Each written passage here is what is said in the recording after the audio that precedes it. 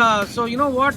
I was on the road today towards Jaipur, and I met up with three people on the three very, very different motorcycles. One was Vikas on his classic 350, one was Nazim on his Dominar 400, and one was Shashank. And Shashank's riding a classic 500. And like we said, you know, we love to meet up with people because we love to exchange stories. So today, I wanted to check up with Vikas.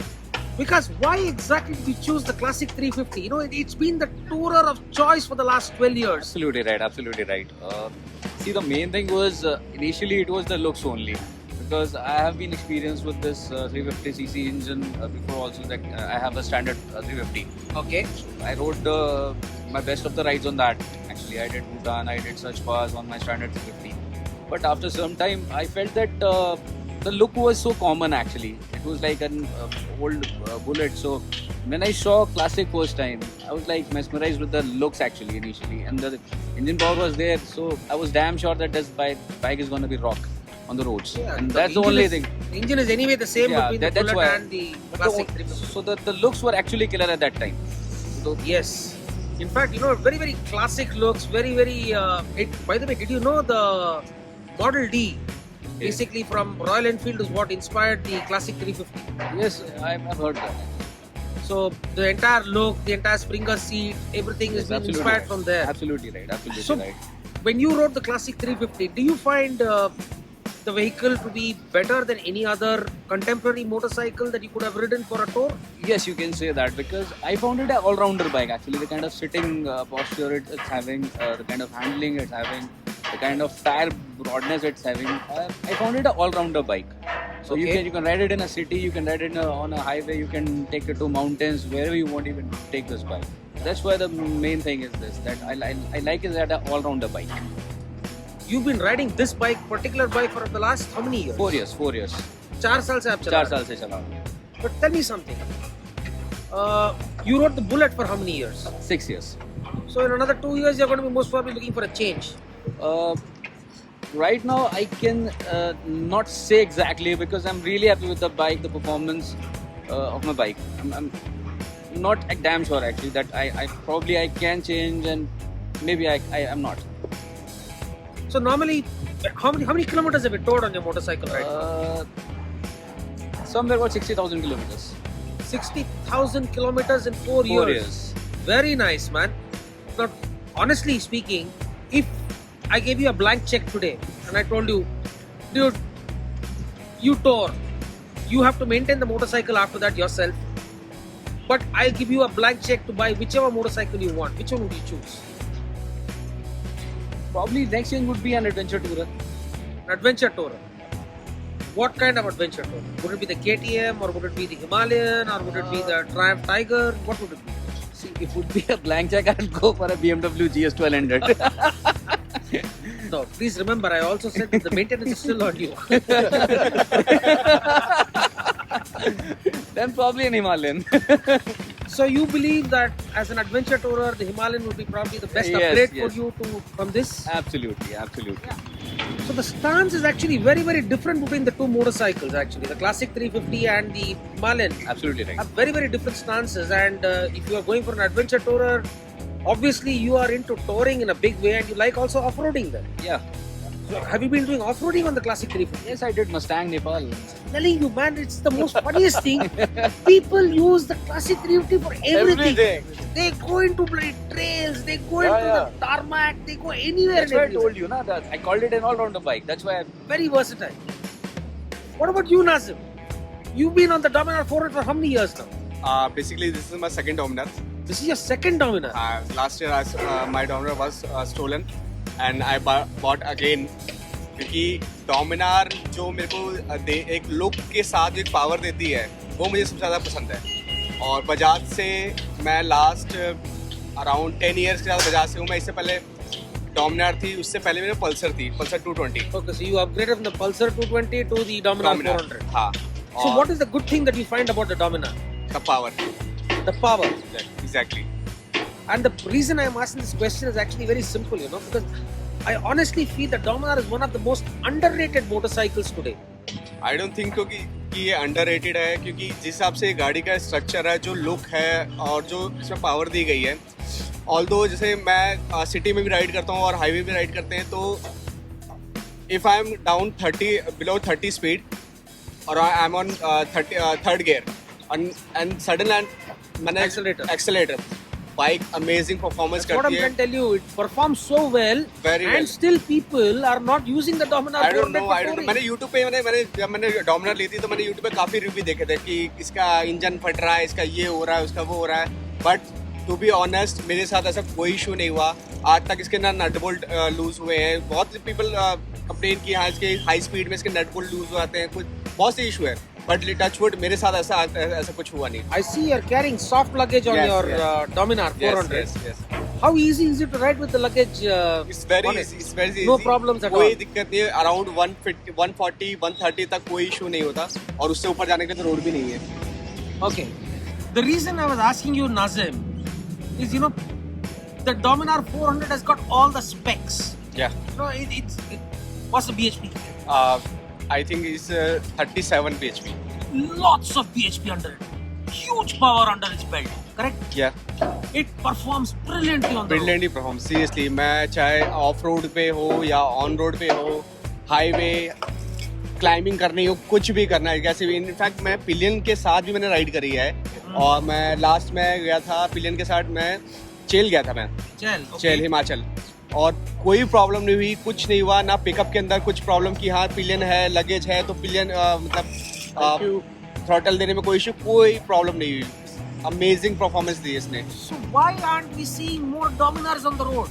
I don't know. That's the question actually that's on my I head. don't know. actually. I don't know. Because Maybe Royal Enfield is the real king. maybe price matter. No, I don't believe price would be a matter. How much does the Dominar cost? Right now it's 2.37. 2.37 for 37 bhp and an amazing tourer on the road, having all the specs. Exactly. It's got Bajaj name behind it. Yeah. So many Looks- service centers all over the place. No problem in terms of after sales. Why wouldn't people actually like the Bajaj Dominar? Why isn't it the tourer of choice? For example, the reason I'm asking this question is because whenever I tour, I normally see a lot of classic 350s or a Bullet 500s or the Enfield class. I'm really impressed by the Dominar and I was really trying to figure out why isn't it so popular? See, the thing is, Bajaj and Heroes are always like for the service going peoples. That is the main thing. The people are not even accepting these bikes as tourers or you can say off-road bikes. So that is the best reason actually.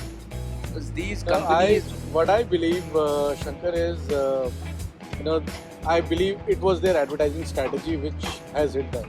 Okay. They tried to challenge Royal Enfield. They came in direct comparison. They told Royal Enfield as a Hathi. Hathi Mat Palo campaign. Hathi Mat Yes, Palo that's campaign. true, So I yes. believe that has killed the overall image. If they called it Hathi, Royal Enfield guys called it Kutia. I'm really serious. So that has really hit its image. Okay. You can't insult another bike. Exactly. And that too, 100-year-old company. That too with a the name, little brand name with a royalty. fan following. I think that hit the thing, but performance-wise, I love this bike. Although I don't have a Dominar, but I love this bike. I love the looks. It has got The best thing in this bike is Decent package. One thing I don't like about Dominar, the fuel tank capacity. कितना है mileage? 13 liter, 13 liter. oof. And mileage क्या देती है? In city, probably hardly 20. And highway? Highway, मेरे को last time 32, 33 भी दिए इसने. 13 liters and about 30 400 also means you're 400 getting 400 kilometers of range here, which is very, very good. Shashank, by the way, you are riding the classic 500. Yeah. This vehicle, for example, has got the thumb. It's got the power under its belt. But again, I don't see too many classic 500 storing. What do you think about the classic 500? What do you think that it is There- not so popular for touring? There are a few issues with 500 basically. I believe why you don't see too much of 500s on touring is A, the mileage, B, there's not too much of a difference between 350 to 500 अरे क्या बात कर रहे हो in भाई? terms of performance. I'm telling you. You will get at least another 10 to 15 kilometers per hour of speed out, no? In Yeah, 500. but no, but not in the top speed. Second gear. Secondly, the maintenance. You know, the maintenance kills it. The more maintenance you need to spend on a 500 than as compared on a 350. So that is why people buy it less. Why is that what is that perception exactly? Why is the 500 more costlier to maintain? It's the same amount of oil. Yeah, yeah. The petrol tank is almost the same size. The chassis is the same. The tires are the same. Why? Yeah. Why would you say there is more? No, maintenance? it's a gearbox is the same. Yeah, gearbox is the same. The basic perception about 500s is the maintenance. The biggest challenge why it has not sold so many is the maintenance. The cost of maintenance. You know, like in 350, if I have to do a monthly maintenance, I would spend around 1500 to 2000 rupees. Okay. Whereas if I own a 500, I would spend nothing less than 3000 rupees. Where is the extra cost going? You know, a lot of other parts they get, like the chain set, Chain sprocket. chain sprockets. Because of the There's- extra torque which is available Yeah. on your 500, you're saying Yes. the sprocket wears out faster. Yeah, it wears down very quickly. As compared to 350. 350 gives you little more life of a chain sprocket. Plus there are many other things which I believe are delicate on this. There are many sensors now, fuel injectors. Yes. So that is something which I believe is a hindrance in terms of a mindset. Do you both think, by the way, the classic 350 came out in carburetor mode, whereas the 500s have always been in EFI? Yeah. Do you think that ever had a reason for the 350 being more popular than the 500? I was, agree. yeah, absolutely. We actually suffered 2 years back. Okay. We have a classic 500 with us. We were riding towards Chopta, Prasan. So we stopped at a petrol pump for refueling, and the petrol pump was in somewhere between mountains. There wasn't any town nearby. So someone told me that whenever you rode into mountains, just try to refuel your bikes on any towns only. Do not stop at those petrol pumps who are between those towns, or because they use some chemical Okay. petrols which can destroy your engine, and that actually happened with that bike only. After riding 15-20 kilometers, that bike was starting missing, and we have to park that bike for 3 days. We completed our trip, came back, towed that bike till Srinagar Royal Enfield.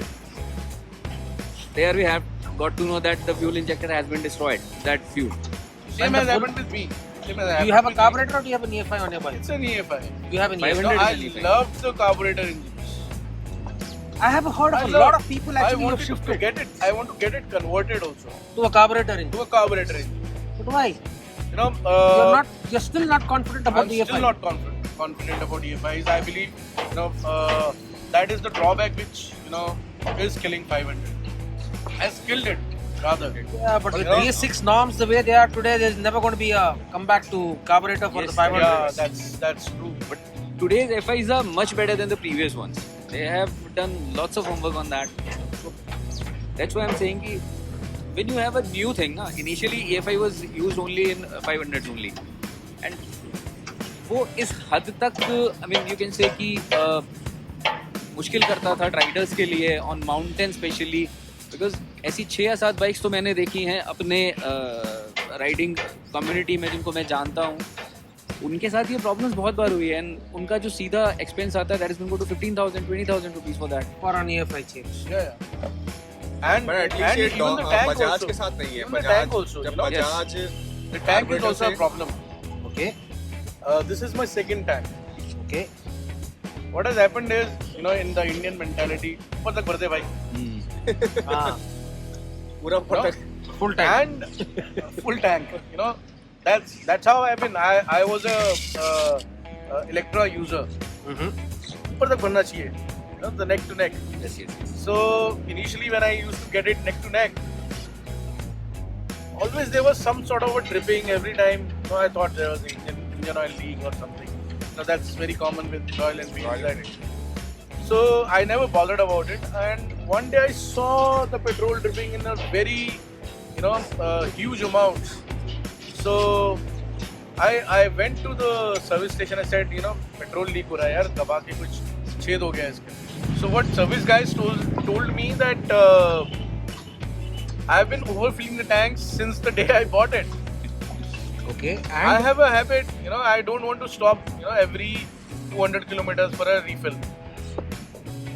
Another drawback of a EFI engine with Royal Enfields is there is no proper fuel gauge.